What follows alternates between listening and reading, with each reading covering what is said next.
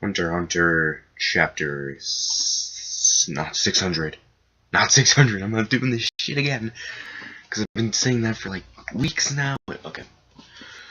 Chapter 347 and 348 review. Now, I'm not going to go too deep into last week's chapter. But what I found really interesting and what I want to mention in this review is the characterization of Gene in the last chapter. How, in a sense, he's kind of like Gon, but at the same time he really isn't.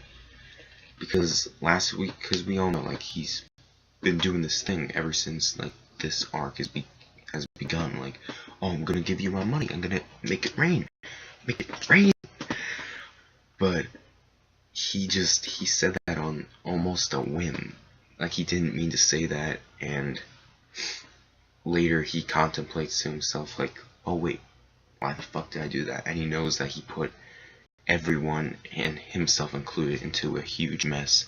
And he realizes that, and it's good to know that Gene's not some perfect character, you know, because ever since the beginning of the series, we thought he was just some kind of godlike figure, like this is the best hunter there is. I think he's like a 3-star hunter, if I remember correctly. So we're led on to believe that he's this awesome guy, like this godlike character. Not godlike, obviously, but this great guy with like no flaws whatsoever.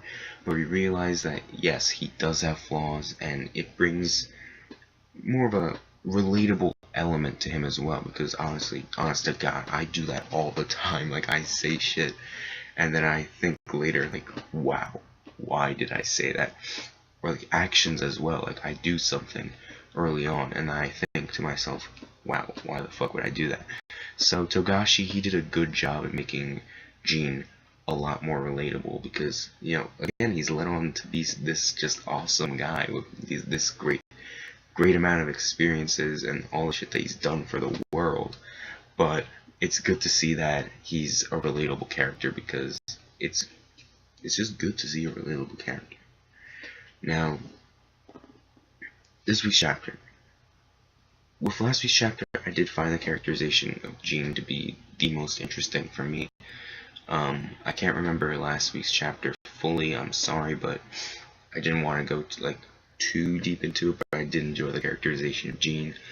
But I would like to go into this week's chapter, because there was just a ton of story progression, like bam, bam, bam, bam, knocking it out. And it really makes me think, like, how long is this, like, beginning of the Dark Continent arc? Like, how long is it gonna take, like, this setup? Because I really want to see what's going down, but it looks like there's gonna be, like, a lot more stuff to get through first. But Togashi, another hiatus, is back, and it's here to stay. I need a fan.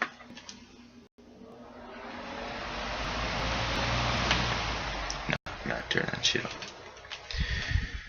In all honesty, we don't know why Togashi needs to take a break. Who knows, maybe he's sick. I believe he just had a child, like, a while ago. Not him, because he's obviously not a female, but we know. Okay. Or maybe he's playing Dragon Quest. Like, we don't know. But I'd rather him take a week off and make good chapters, rather than to make, like, 20 chapters with shitty artwork. You know, so I really don't care. Honestly, I didn't care about the last break.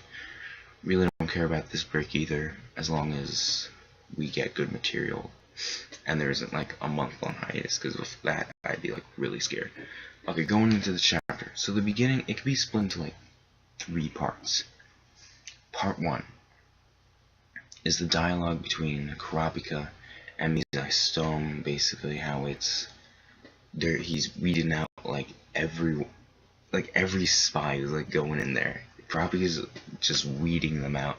He's weeding out the liars, and it's cool to say the least. And it's kind of ironic too, because Kurapika going in, he's saying like that he's not gonna be much of a help, and here he is, like he's the most valuable player on the Zodiac so far, so that's pretty cool. But it also shows that like there's some people like getting through like the lie detector for not lie detector, but through Kurapika's ability, and Kurapika deduces that this is probably someone who can like literally erase lies from like other people to the point where they can't lie because they don't know that they have lies. And apparently it is someone on the Zodiacs. I mean, I think it's like, yeah, the person who's revealed at the end. I'll get to that in a little while, but yeah, it's kind of confused about that in the beginning of the chapter. Like, I need to read it a couple times because obviously it's Hunter x Hunter.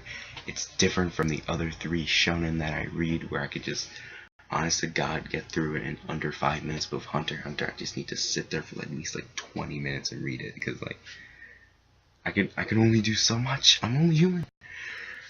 The middle part of the chapter was definitely interesting, although we got the revelation that Sayu, I think his name is the mole.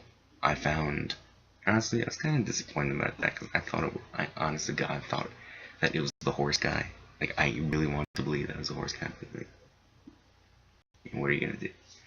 The middle part of the chapter was insanely interesting because we're getting this awesome setup, like, with all the princes of Kakin. And I want to state one thing, like, many people have like different pronunciations of Kakin. It's weird, like someone called it like Kaiken. Like people are calling it Kaiken. Someone called it Kakuin. Like, dude, guys, it's Kakin. It says it in the, who knows, maybe I'm pronouncing it wrong, but with the princes, I found it to be like so fucking interesting because we got this first prince. He's wrestling a tiger. Only Hunter, really. Have you ever seen anyone in any shonen manga wrestle a tiger? Like, this dude was legit like wrapped around a tiger. Like, hey, what's up? It's my pet. Like, shit. And just this awesome setup as well, because apparently the king of Kakin stated that whoever survives this journey gets to be the new king. Automatically, this fourth prince is like, you're fucking finished. And I'm thinking, oh, this dude, you can't fuck with him.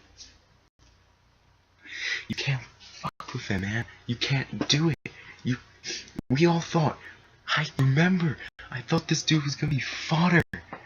Like, Kurapika was just gonna, like, my first interpretation of it, I'm not sure whether I thought he was gonna be like fodder level in the review, but like my first interpretation of him was like, oh, this dude's weak as shit. Like, fucking Leorio could go in there and like smack him in the face and he'd be done. But no, this dude is crazy.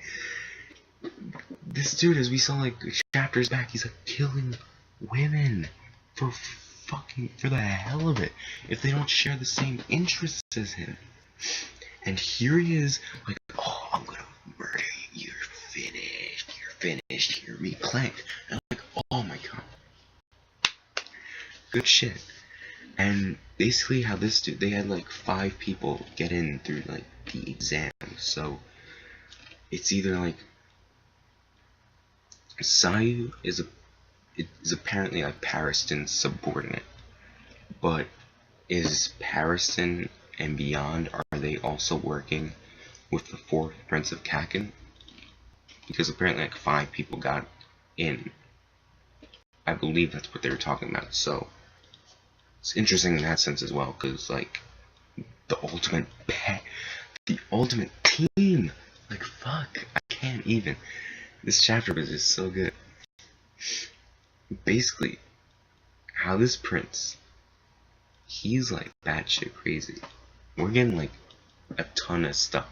Like, we've all these subplots going on, and it's so interesting because usually it'd just be like crash and burn for everything else, but Togashi's doing it very well, because we got Gene and Pariston, along with Beyond and Hunter organization, and the mole within the Hunter organization, and now the princes of Kakin. And I'm thinking, yes, this is so good. I mean, we have all this setup like going in, and it's so interesting as well. And whether this fourth Prince of Kakin is strong or not is debatable. Because, like, who knows? Maybe he's... I don't think he's, like, physically strong, but he's just fucked up, and he has, like, that psychological effect on people. And it's interesting to see that as well. And basically how he's very perceptive. Like, he knows this shit. Like, he knew that the first prince didn't participate in the exams because, oh, he doesn't want to waste his soldiers here.